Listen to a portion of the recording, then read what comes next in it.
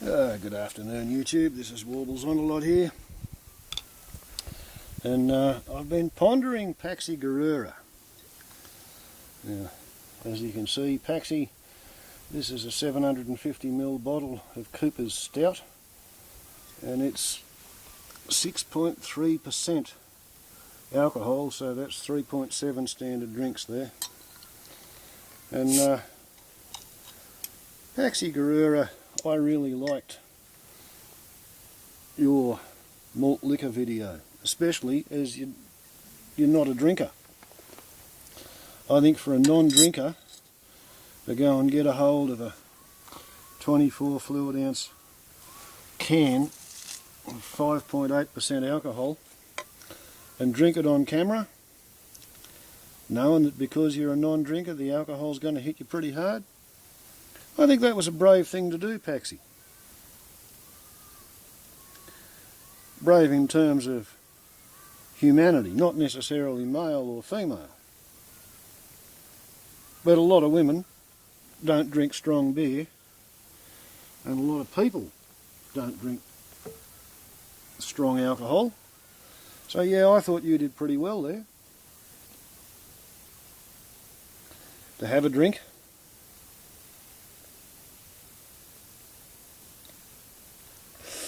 Cheers, by the way, Paxi. I'm not much of a stout drinker, but in the interest of the malt liquor community, I thought I'd buy myself a couple of bottles of the strongest beer they had in the bottle shop, and this is it. I have drunk it before, and it's better the second time around.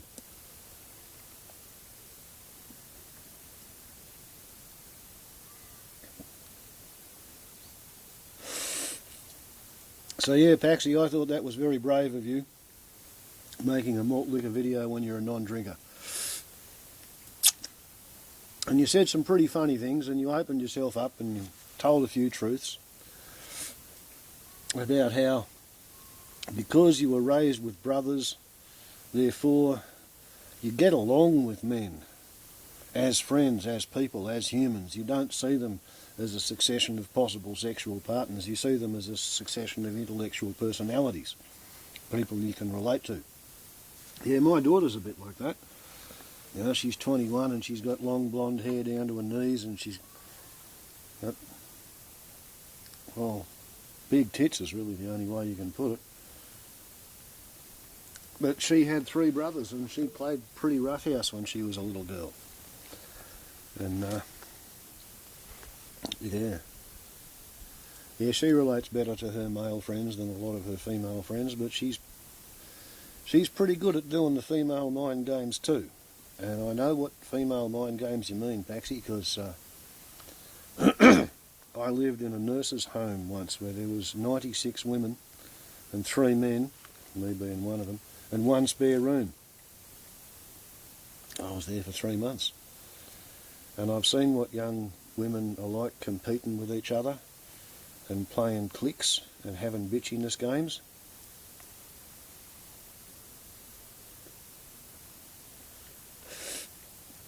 And I've had enough to do with women and female culture that I know what you were talking about. That poor silly fedea82, the bloke from South America who had a go at replying to a malt liquor video in Diet Coke because he didn't notice that it was a fairly passive-aggressive move for a man raised in a machismo-based culture to reply to a woman drinking alcohol by toasting her in non-alcoholic, sugar-free, fizzy drink.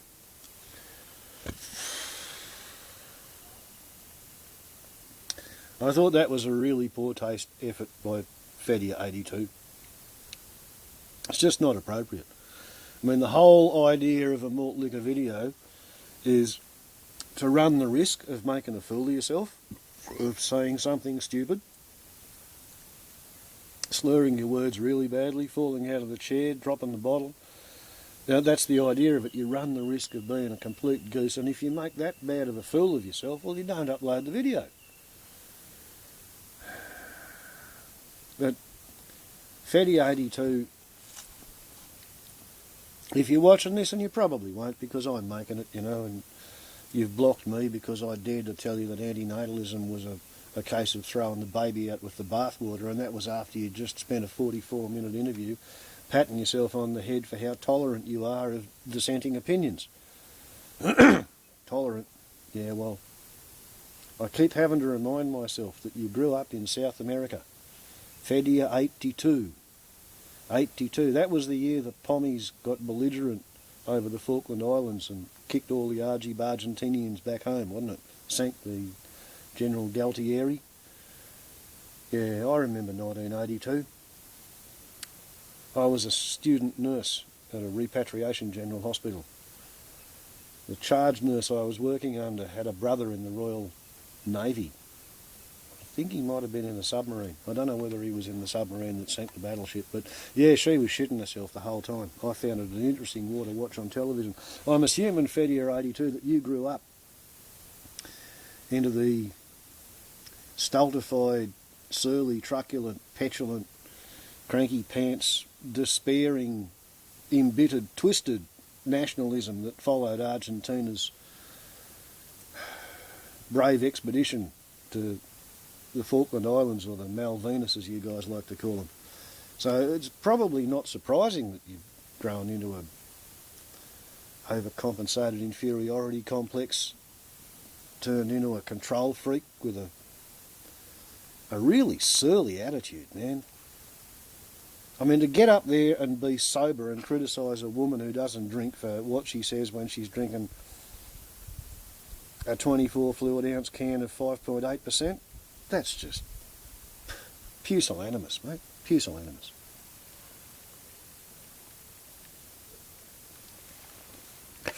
You reflect no glory or honour on yourself or on the cause of whatever men's rights activist associations you find so attractive among all your male friends who you say you get along with better than women.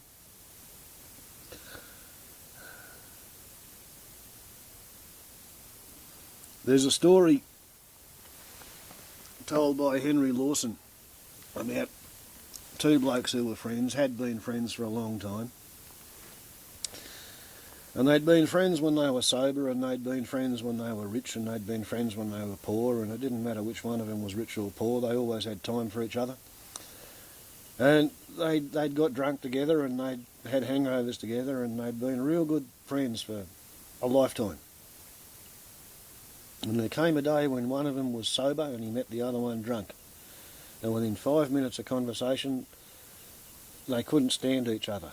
They decided that they couldn't understand what they ever saw in the other one, and they never had anything more to do with each other. Well,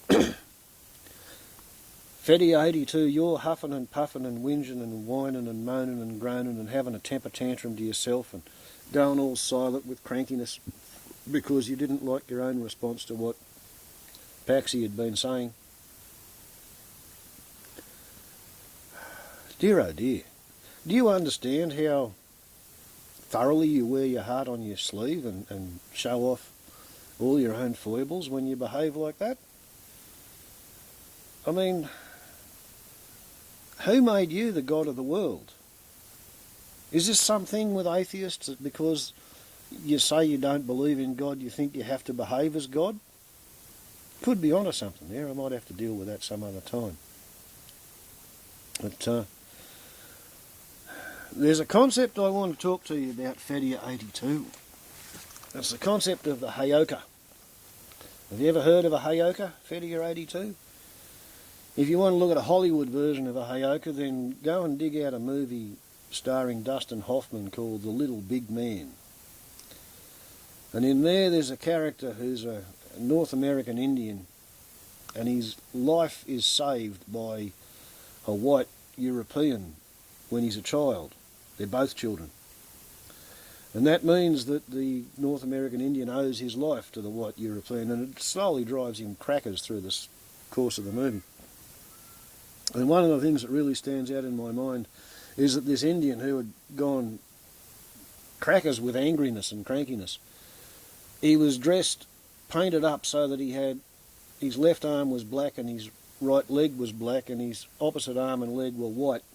And he walked backwards up to Dustin Hoffman's character, and he said goodbye, and then he had a conversation, and then he said hello, and then he walked backwards away, and he climbed backwards onto a horse, and he, you know, rode the horse with his hands behind him hanging onto the reins, because he had become a heyoka, a sacred warrior, who was as mad as a meat axe.